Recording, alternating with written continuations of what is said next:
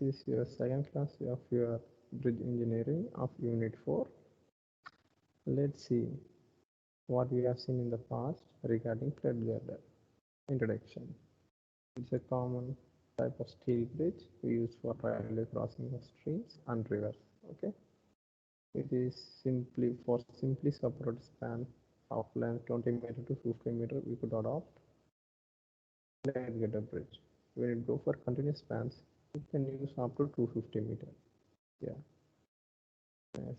When it comes to loading transmission, the flow flowed in third girder design bridge would be like from steel rails to sleepers to plate girders, and plate girders to column. That's nothing but piers and to foundation. Yeah. Okay. Now let's look about today's class, that is regarding design principles. Design principles is nothing but for designing a plate girder for steel bridge, what are the steps involved? Okay, for the some notes were being followed, like the design involves design of section of cross section and design of continuation between flanges and together with the design of intermediate and bearing stiffness and continuation of web plate. Fine. Okay.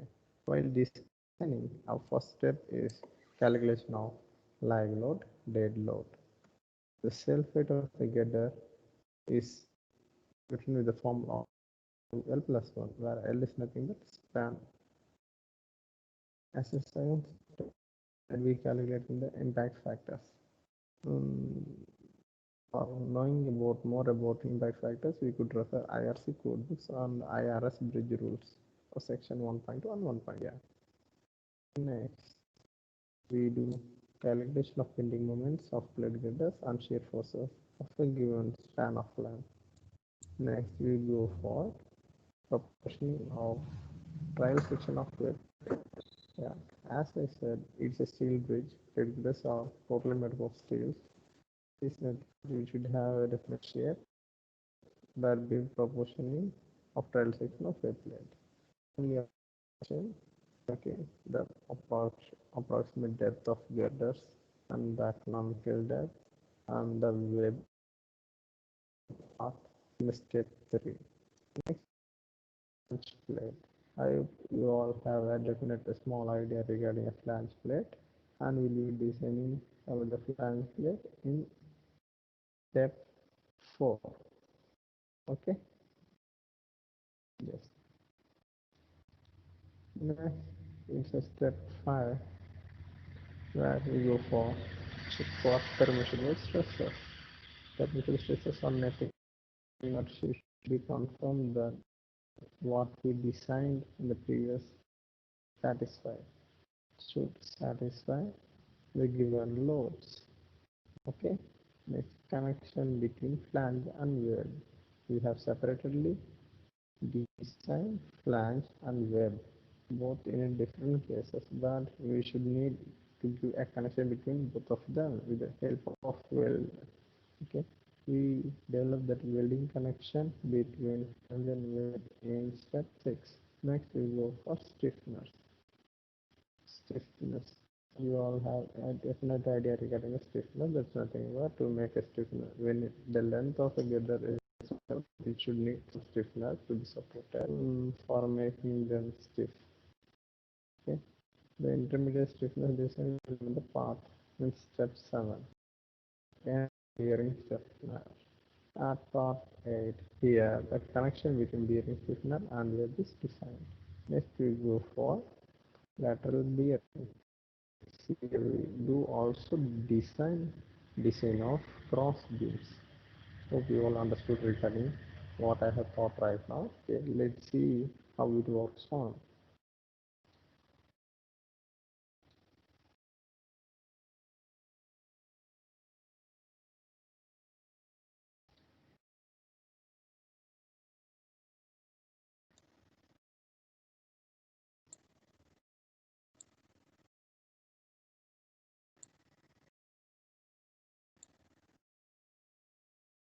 Yeah, here it is.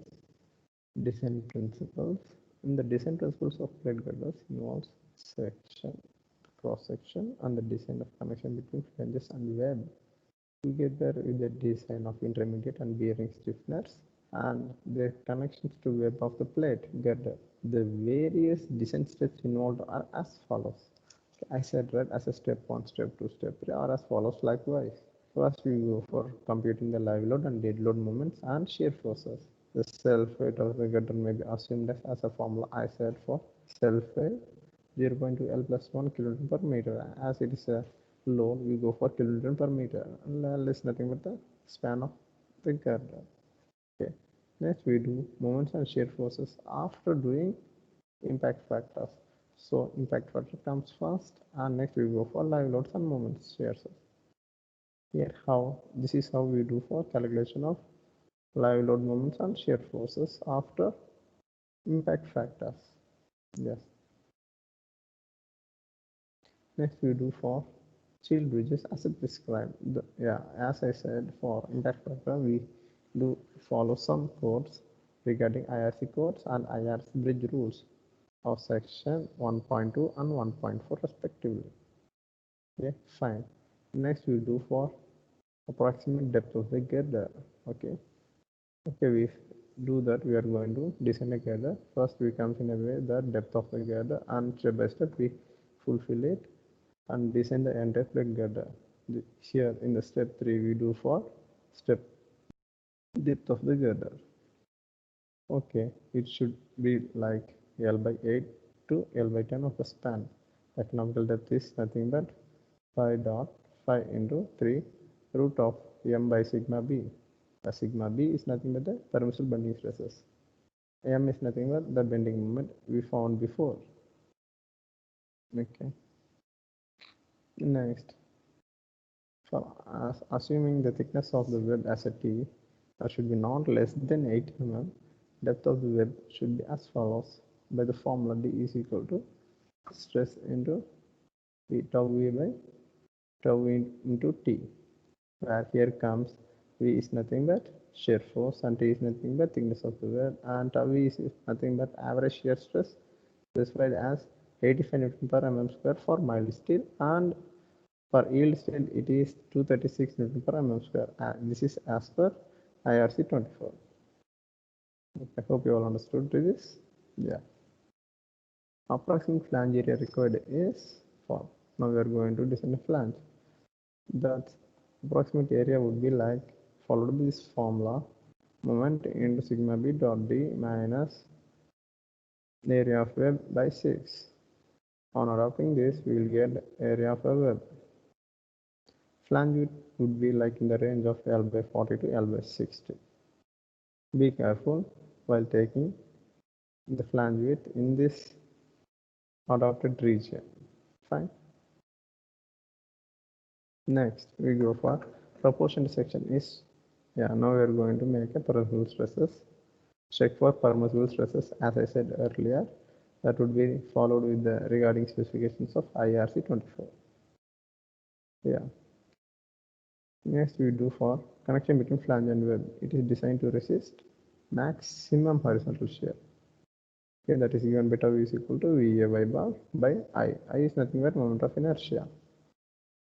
And Y is nothing but distance of steroid of area V from neutral axis. Area is nothing but area of flange. V is nothing but shear force at the top, at the section.